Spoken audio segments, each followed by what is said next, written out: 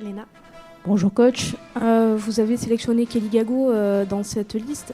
On sait qu'elle a connu quelques mésaventures à Everton durant le mois de janvier. Elle n'a pas joué depuis un mois. Est-ce que vous n'avez pas peur qu'elle ne soit pas au niveau physique, entre guillemets, pour ces rassemblements? Et pourquoi ne pas sélectionner par exemple Mathilde Bourdieu qui a quand même de bons résultats avec l'Olympique de Marseille cette saison en termes de statistiques personnelles? Merci. C'est vrai, effectivement, Mathilde a mis un joli quadruplé à Strasbourg la dernière fois. C'est une chose que je connais puisqu'elle était déjà venue quand j'étais adjoint avec Hervé contre la Norvège. C'était il y a un peu plus de 2 ans. Kelly Gago a eu un faux départ à l'intersaison. Elle était en transfert, pas en transfert. Finalement, elle est restée à Everton. Elle a un peu moins de temps de jeu, mais j'oublie pas aussi que c'est elle qui nous a marqué le but de l'égalisation en Suède et qui nous a permis d'aller chercher cette 3e place.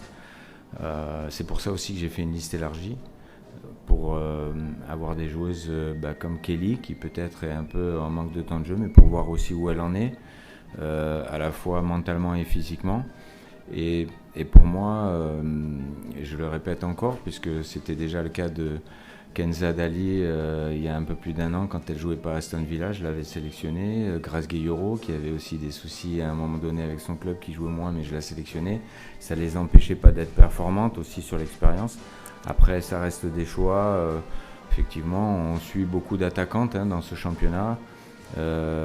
Mathilde en fait partie, mais Vicky Béchot aussi qui fait une belle saison et des bonnes rentrées en jeu avec Lyon. Donc il y a de la concurrence sur les postes offensifs et j'ai voulu faire le choix plutôt de la continuité, on va dire.